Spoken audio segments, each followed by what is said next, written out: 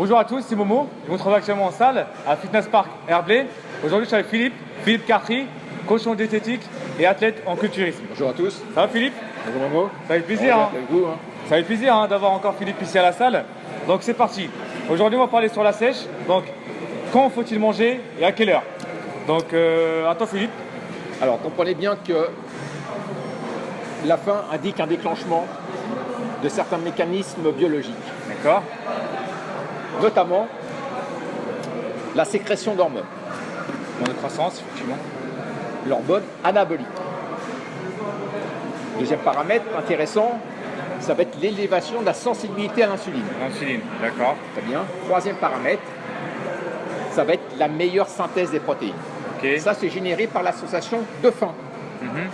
Pour avoir cette sensation de faim, il faut carencer l'organisme, c'est-à-dire pratiquer un mode de jeûne. D'accord. Ce mode de jeûne va être généré avec une fréquence de 9h à 12h. Souvent la nuit, effectivement. Donc, Idéalement, si vous avez une activité de jour, le jeûne sera effectivement la nuit. pour les gens qui travaillent Vous la comprenez bien? Et ensuite, tout au long de la journée, on va apporter notre apport calorique du jour qui va être avec une fréquence de 2h30 à 3h tout au long de la journée. chaque repas. D'accord. Ça, c'est pendant la journée. Parfait, Philippe, merci. Deuxième question. Donc, quelle est la bonne répartition de repas sur la journée en sèche? Alors, comprenez bien que votre apport calorique, on a dit qu'il est réparti sur la journée.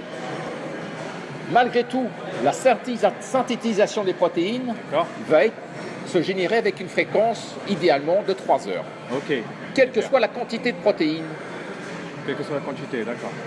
Et pour ce faire, personnellement, moi je pratique le protocole alimentaire qui va faire que je m'hydrate et que je m'alimente toutes les 3 heures avec cette fréquence de 6 heures, 9 heures, 12 heures, 15 heures, 8 heures. 18 heures, dernier repas 21 heures.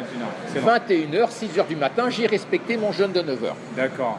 Pour le pic, l'insuline et l'hormone de croissance. Donc, l'hormone anabolisante. Parfait, Philippe, merci. Donc, troisième question, donc on pose assez souvent. Quel est l'équilibre alimentaire parfait? Alors, dans mon jargon, on parle de l'équilibre parfait, c'est le GPL, apport en glucides, en protéines, en lipides. Dans la phase de sèche, cet équilibre-là sera de 2, 3, 1. 2 grammes par poids de corps de glucides, 3 grammes de protéines, 1 gramme de lipides par poids de corps, répartis sur la globalité de la journée. D'accord. Sur une personne donc de 80 kg, c'est à vous à faire le calcul. Oui, D'accord? bien sûr. On va se retrouver avec donc 200 grammes, 240 grammes de glucides. D'accord. 160 grammes. 160 grammes, 80 x 2, ça fait 160 grammes de protéines et 80 grammes de lipides, encore une fois, sur la globalité de la journée. D'accord, super. Merci Philippe. Donc ça, c'est l'équilibre alimentaire parfait.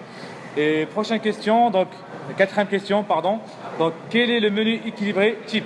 Est-ce que tu as un menu type? Alors justement, pour garder ce GPL, d'accord, sur un menu principal, par exemple le midi.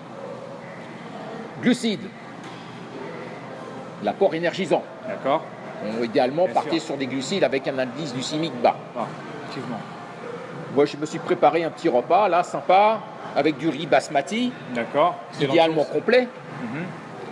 Donc, le dosage idéal sera 170 grammes cuits. D'accord. Donc, toujours pesé cuit. Voilà, les glucides sont présents dans l'assiette. Ok. Protéines animales. Idéalement, des viandes, des poissons blancs. D'accord. Car ils ont très peu de graisses saturées dans l'aliment. Ok, parfait. Là, le grammage, dans ce cas de figure-là, il sera de 170 grammes. D'accord, ok. D'accord? Des acides gras. Le meilleur des acides gras pour l'équilibre oméga 6, oméga 3, c'est bien l'huile de colza. Effectivement, il y a une bonne Rapport 2-1. D'accord. Donc pas besoin de rajouter, entre guillemets, d'autres compléments alimentaires si on prend ce type d'aliment-là. L'huile de colza, elle est vraiment bien équilibrée. D'accord. Dernier ingrédient qu'il faut rajouter dans l'assiette pour avoir un peu de quantité, effectivement, ça va être des légumes verts aussi pour avoir des fibres alimentaires. Des fibres, oui. Important. Sans sèche. 100-150 grammes, et là, on a une belle assiette. D'accord. Pour digérer tout ce repas-là, pour des effets d'hydratation, de consommation de graisse sous-cutanée. D'accord. La boisson parfaite chaude sera le thé vert. La boisson idéale, effectivement. Thé vert, c'est parfait. Un grand mug, 20 centilitres de thé vert. Et voilà, j'ai l'équilibre aussi bien nutritionnel dans le repas, suffisamment rassasiant et hydratant. En plus, c'est brûlage de graisse naturel, donc, et pas cher. Donc, parfait Philippe, merci. Et dernière question, donc, comment faire pour manger à l'extérieur? Ah, bonne question. Alors, moi, je suis motivé. Vous êtes motivé. Le Tupperware doit être présent dans la glacière. Emmenez vos collations sur le lieu de travail ou sur le lieu d'activité. Exactement. D'accord? Malgré tout, il peut se passer d'avoir des impératifs. On n'a pas eu le temps de le préparer, effectivement. Alors, une version intéressante, ça peut être le shaker protéiné. D'accord, ou une barre. D'accord? Alors, regardez bien, hein, une whey, une isolate, ça dépend de votre rapport nutritionnel. D'accord. Ou une barre protéinée. Maintenant, il y a des barres de protéines qui sont très équilibrées, qui ont un apport de protéines tout à fait conséquent, assez gustatif, il y a différents goûts. Ça peut être l'option de dépannage. C'est pas très cher, hein. C'est vrai en plus. Dernière option, j'ai rien pris à disposition.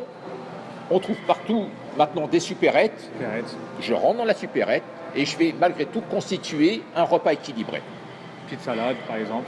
Donc un GPL, les glucides, ça peut être une pomme. Idéalement la pomme granny, qui a un pouvoir acidifiant, brûleur de graisse naturel aussi. D'accord, effectivement, ouais. Des protéines, ça peut être une petite boîte de thon. 100 grammes de thon, c'est 25 grammes de protéines. Du thon naturel. Exact. Ensuite, il me reste des fibres alimentaires. Ça peut être de la salade composée, que je trouve dans le commerce, à base de crudité. Il y a de la salade verte, un peu de carottes râpées et compagnie. Et dans cette petite salade crudité, on va me proposer une petite dosette d'acide gras, d'huile. Généralement, maintenant, c'est des huiles de qualité, huile d'olive ou de colza. La petite vinaigrette, je la mets pour hydrater tout ça. Et je me retrouve malgré tout toujours avec mon GPL adéquat. Ça coûte pas très cher, hein, une petite salade, etc. Voilà, sur un petit budget moyen de 5 €, je constitue mon repas principal. Ça reste sain surtout et équilibré. Et voilà. Parfait Philippe, merci. Donc, et voilà, nous avons fait le tour aujourd'hui. Donc merci d'avoir regardé cette vidéo, j'espère que vous aura plu. Donc merci à toi Philippe. Hein. Momo, à bientôt. À bientôt. Donc vous aurez Philippe, à tous. Vous aurez Philippe ici à la salle tous les lundis de 14h30 à 19h30. Donc je mettrai ses coordonnées en commentaire. Donc merci à toi Philippe et je vous dis à très vite. À bientôt les amis, au revoir. À bientôt.